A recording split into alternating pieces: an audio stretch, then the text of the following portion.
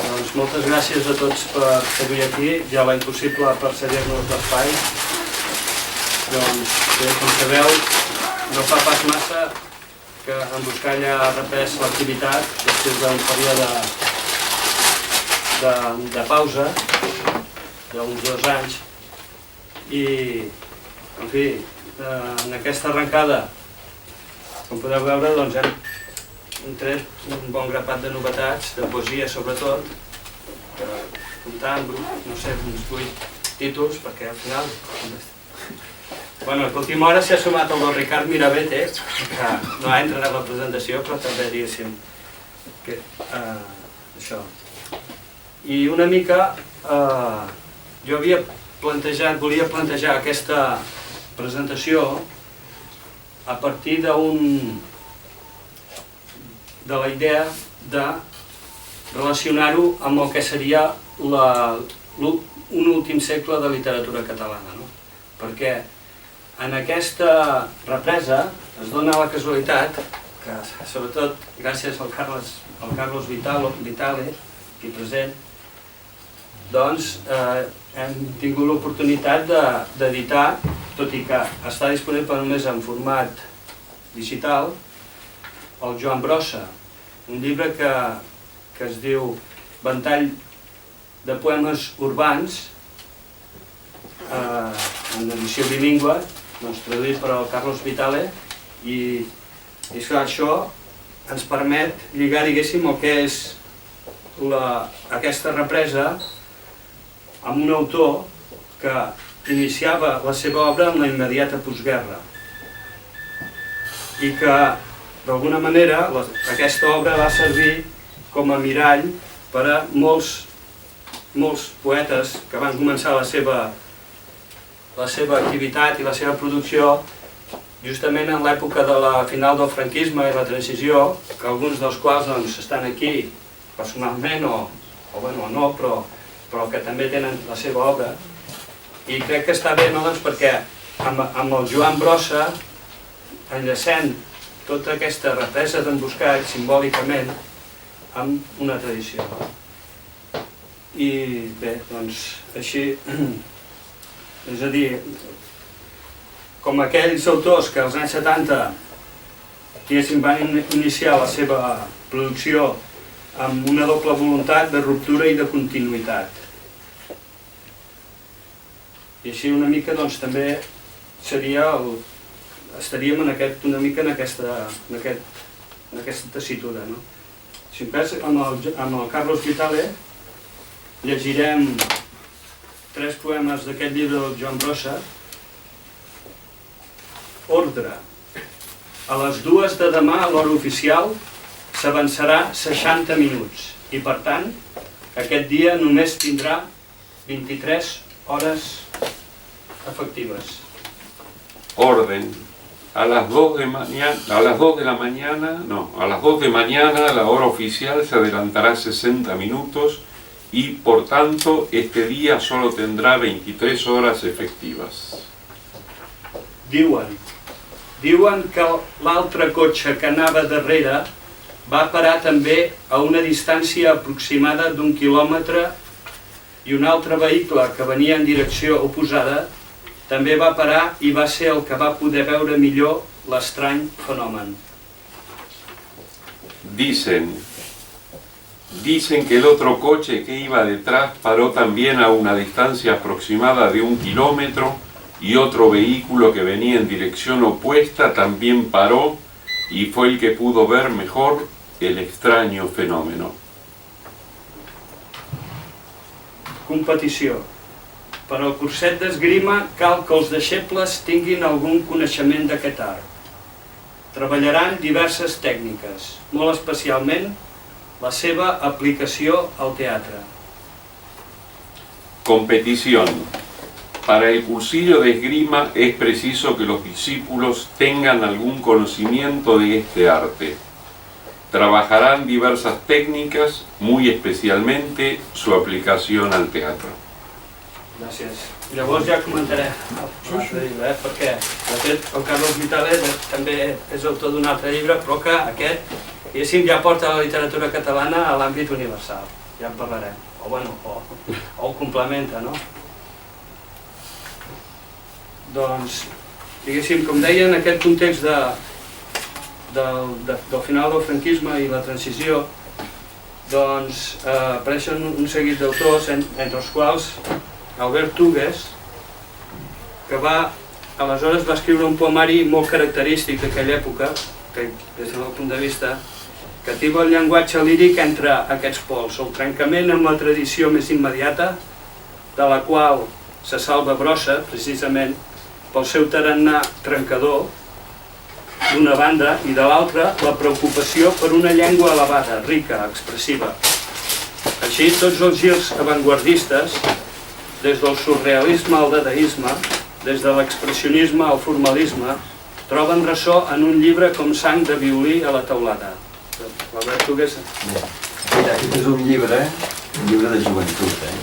El va publicar l'any 77 i realment el vaig escriure sota la influència, ho confesso, de Joan Brossa.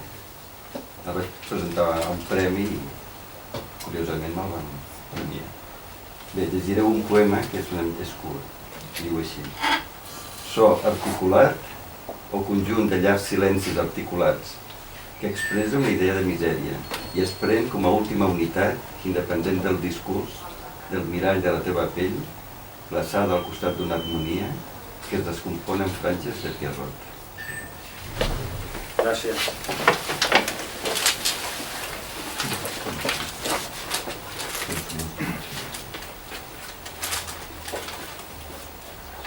Com és lògic, Albert Tugues ha evolucionat segons la seva pròpia dinàmica creativa, com tants d'altres d'aproximadament la seva mateixa edat, com Josep Masats, el qual, però, fins als anys 90, o principis ja del 2000,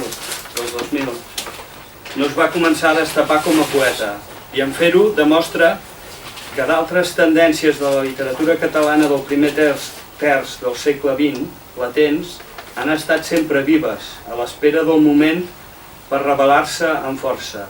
El simbolisme, en la mesura que fou reinterpretat per Riba i Carner i renovat per Vinyoli, troba en autors com Masats una nova expressió encara sorprenentment fresca, de la qual n'és una excel·lent mostra el gall de la teulada.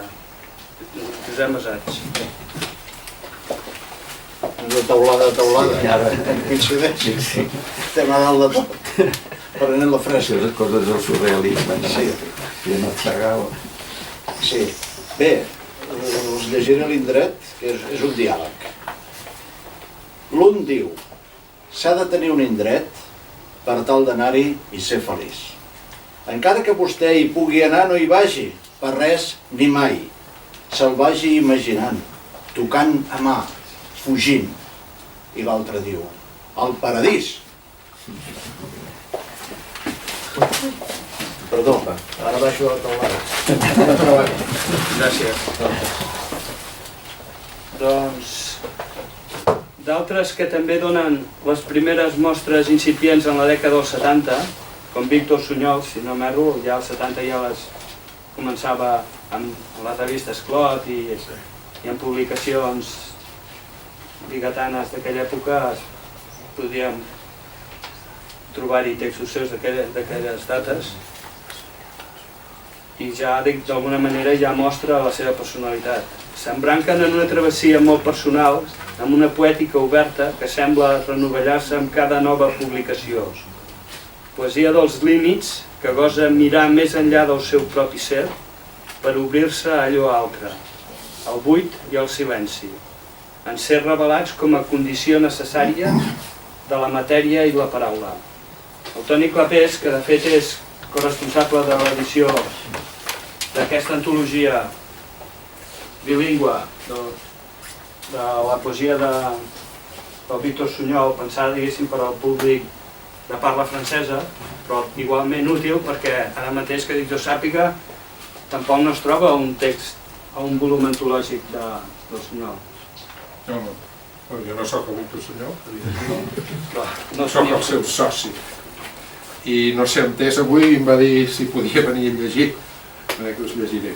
Ho has dit molt bé, la seva poesia és una poesia que voreja els límits, i en aquest llibre, que és una mini antologia de la seva obra, hi ha 25 poemes que estan traduïts al francès perquè havia d'anar a França a fer no sé què i va fer aquesta edició per poder ser una presentació. Són poemes de diverses èpoques i llegiré potser un de Suavet, la poesia del Sunyol és molt conceptual, forta, diguéssim, d'un llibre que es diu Quadern de Bosc, de l'any 99, va guanyar un premi a València, no recordo ben bé quin.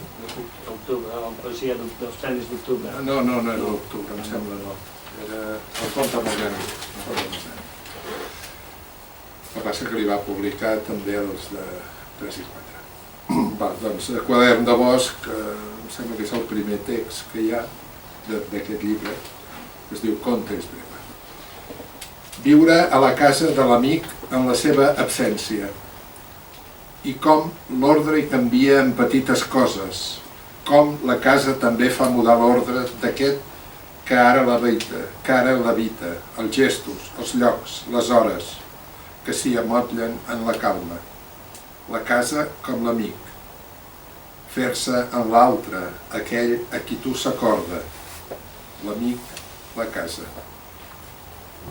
Gràcies. En un altre extrem, Paco Fanés entén el poema com a vehicle per a l'expressió clara, diàfana, d'un sentit personal sobre el fons de la problemàtica social i existencial de l'home dels nostres dies. Fanés, que també va iniciar-se com a poeta en aquells anys de la transició al final del franquisme, no descarta l'ús de les formes retòriques, però no s'entreté en sofisticades construccions metapoètiques. Per a ell el poema ha de ser intel·ligible, una unitat de sentit en ell mateix. Primer felicitar en Jesús mateix per aquesta nova etapa, tinent de dir, i ell que ha publicat a la darrera etapa 350 llibres, suposo que la propera serà ja una cosa per rebentar. Jo acostumo també per feina editorial, a presentar llibres d'altres poetes, però quan tinc que parlar dels meus poemes no sé dir absolutament res, o sigui que aniré directament al tema, al primer poema, que hi ha al llibre. No cal demanar perdó per l'espectacle. Sobreviure d'aquestes coses. Mossegar el temps sense retòrica, sentir-se vist i no vist. Mirar-se caminar el primer dia amb el bolquer cagat. El plor de la mare, la soledat del pas. La llum i el conjur dels semblants en el mateix ball mortal. Necessitar mentides i estómac per seguir cremant. Després, per oblidar-ho tot, cal ser fantasma feliç, pallasso sense dents, rentar-se el cul cada dia, desar els ulls a la capsa, escopir la tristesa als caïns, trencar-me els dits per no acariciar-te, mirar derrotes amb el barret posat. Per sortir des del viatge, no cal moure amb desesper la boca, cal parlar i potser cridar, cal callar i de vegades pixar-se les mans per desfer el fred. Gràcies. Hi ha d'una altra generació que de fet va néixer justament quan aquesta començava a publicar els seus primers poemes, l'Heribert Masana i Soler, encavalca la seva concepció, diguem-ne, social de la poesia amb l'arrel popular. La seva mirada o bé se centra o bé parteix en i del fet local, popular. Perquè això, el fet local popular, és l'autèntic, el més valuós de la nostra cultura i el que cal preservar, i més ara que està fortament amenaçat. Per això el poema és alhora cant de celebració i crit de protesta. L'Heribert. Ens en llegirà el Jesús. Hola. Bona tarda.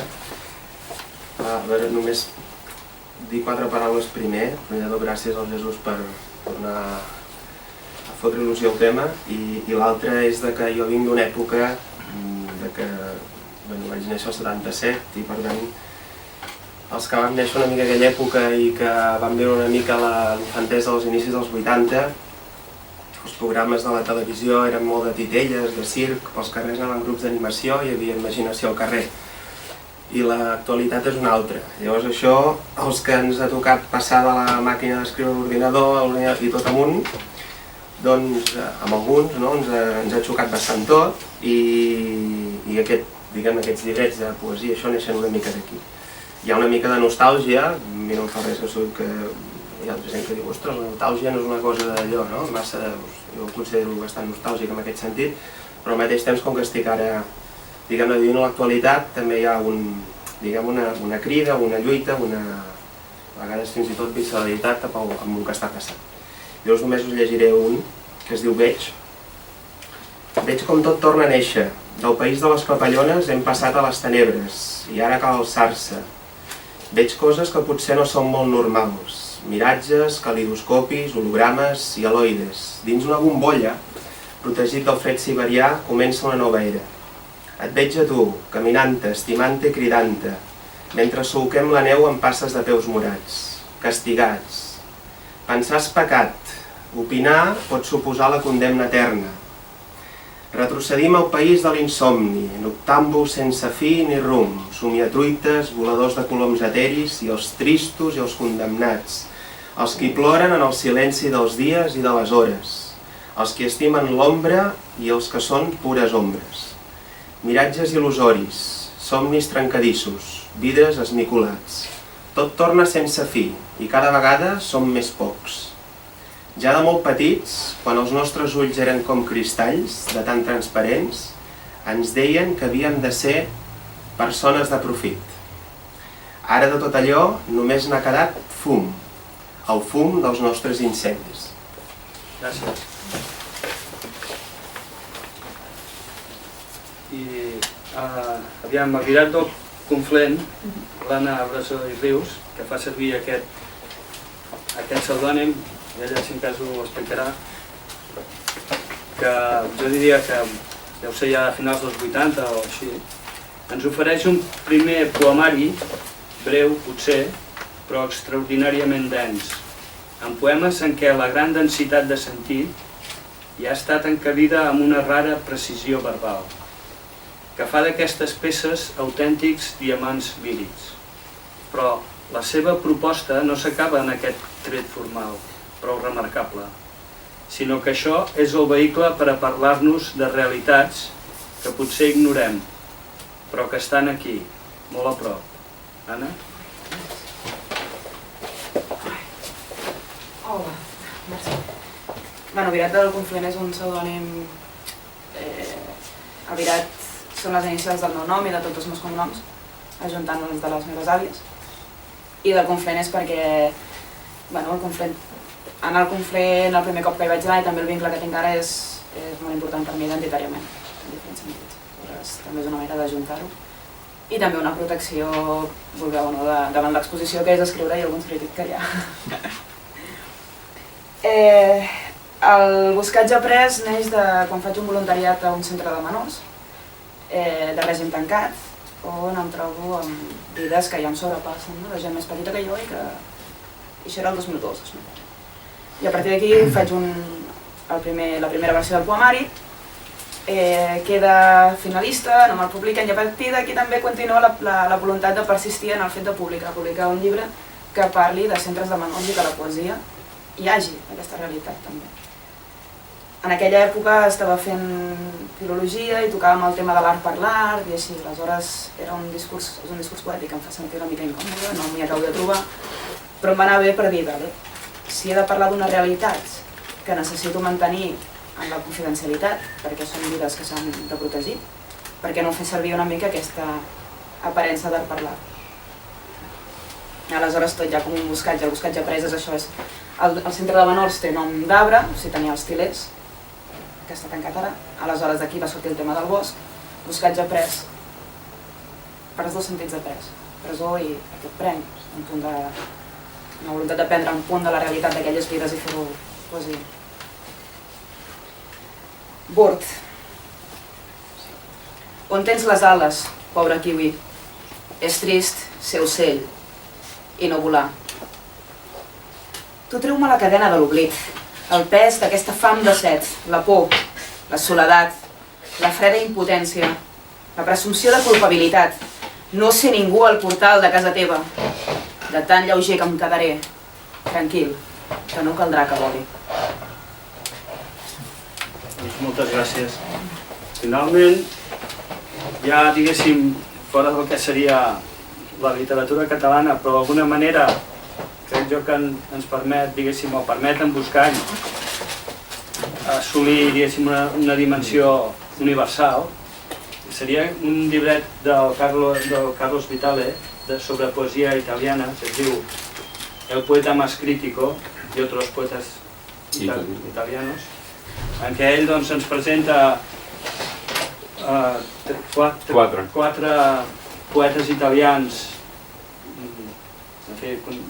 més o menys coneguts, algun molt conegut, altres potser no tant per nosaltres, però sens dubte d'una gran qualitat, i ho fa doncs, amb la seva precisió i concisió. Tu mateix, si vols llegir-nos alguna cosa. Sí, sí, ara seré una mica més llarg que abans, perquè encara que són textos breus. Però abans de res volia dir que, aprofitant que és aquí l'Albert Hugues, que quan jo vaig arribar a Catalunya, la primera traducció que vas llegir, la primera poesia que vas llegir del Joan Brossa va ser una traducció de l'Albert.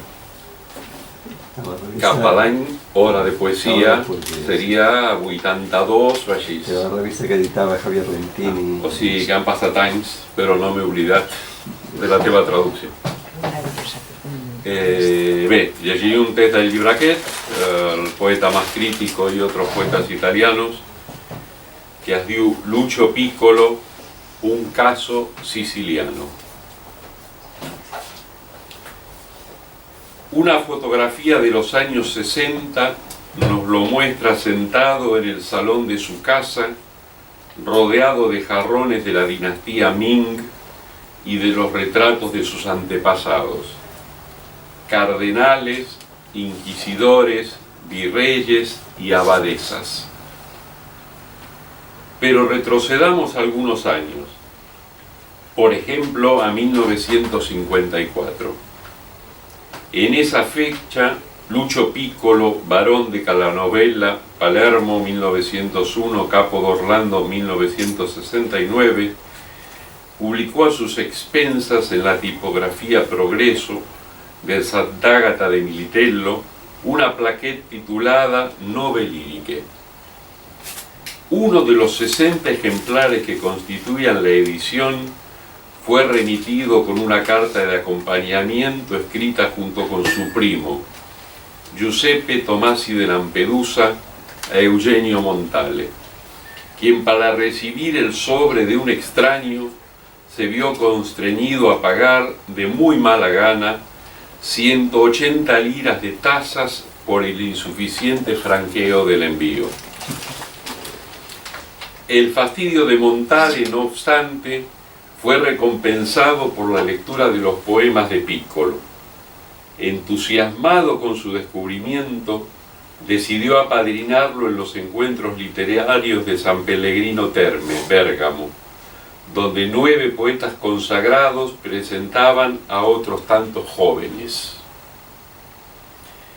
Es fácil imaginar, pues, la sorpresa de Montale cuando vio a la llegada de Piccolo a Milán que el principiante siciliano era un distinguido cincuentón, coetáneo suyo, que venía escoltado por un desconocido Tomasi de Lampedusa y un criado vestido de riguroso negro que había traído incluso las sábanas para las camas de sus señores.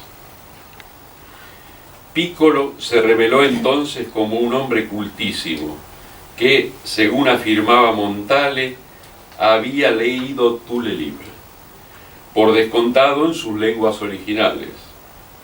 En efecto, en su juventud, antes de retirarse a su villa de Capo d'Orlando, había viajado por Europa, siempre en compañía de su primo, había frecuentado con asiduidad los salones literarios y las sesiones de espiritismo, y se había carteado con Yeats, a quien con posterioridad había traducido al italiano, como también, entre otros, a René Char, Hopkins, Cummins y Marianne Moore.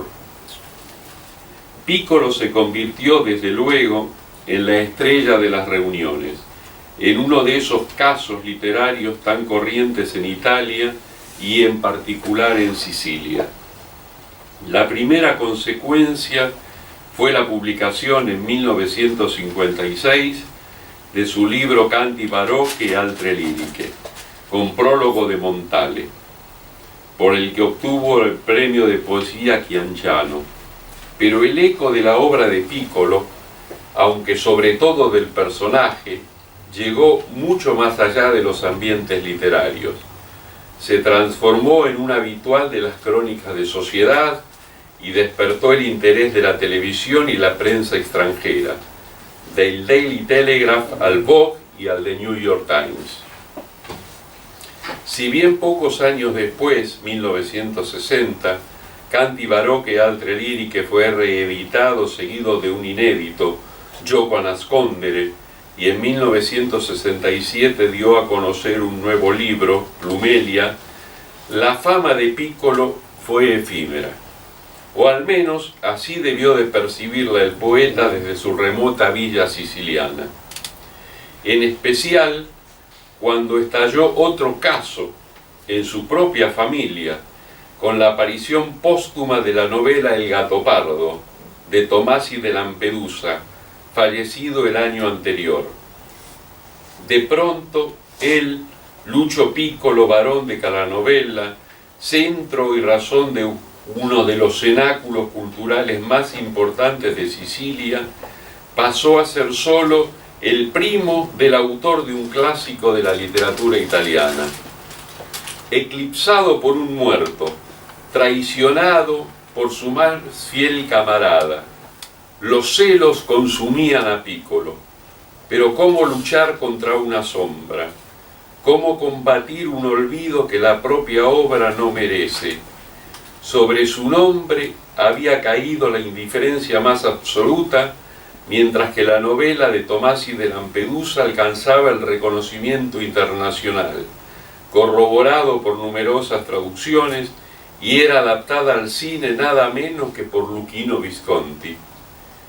Dolido y amargado, Piccolo pasó sus últimos años acribillando con cartas a amigos y conocidos, para saber por qué no tenía noticias de Montale, qué se escribía de él en los periódicos, qué se decía de su obra en el continente.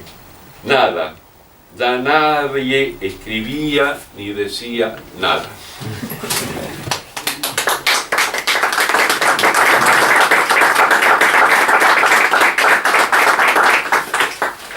Doncs, bé, fins aquí, moltes gràcies i, bueno, val a dir que en aquesta arrencada diria que gairebé el 100% que ho protagonitza tant de l'Albert Hugues, el Carlos Vitale, aquest llibre del Víctor Sunyol, el de l'Heribert, el de l'Anna, diguéssim que tot són coses que de fet, o gent i persones amb els quals ja havíem estat en contacte, amb el Paco Fanés, i que, en fi, que vol dir que al capdavall hi ha hagut una aturada potser d'un temps, però que per sort no ha suposat que molts llaços que s'hagin pogut recuperar i que espero que es puguin reforçar i continuar en el futur.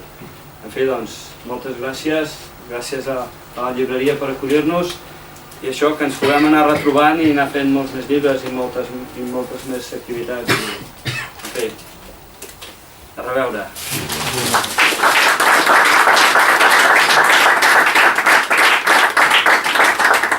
Si us prenem una copeta de vi, un gotet de vi. Gràcies. Gentilesa seva. Història.